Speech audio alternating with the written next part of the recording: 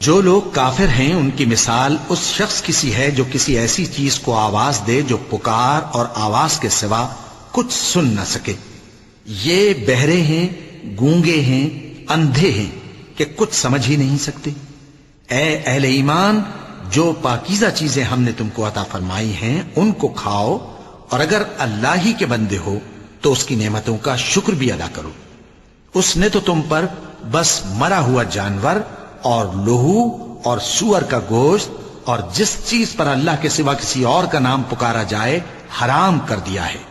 ہاں، جو مجبور ہو جائے بشرطے کہ اللہ کی نافرمانی نہ کرے اور حد ضرورت سے باہر نہ نکل جائے، اس پر کچھ گناہ نہیں۔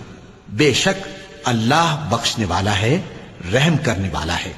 جو لوگ اللہ کی کتاب سے ان آیتوں اور ہدایتوں کو جو اس نے نازل فرمائی ہیں چھپاتے اور ان کے بدلے تھوڑی سی قیمت یعنی دنیاوی منفعت حاصل کرتے ہیں، وہ اپنے پیٹوں میں محض آگ بھرتے ہیں۔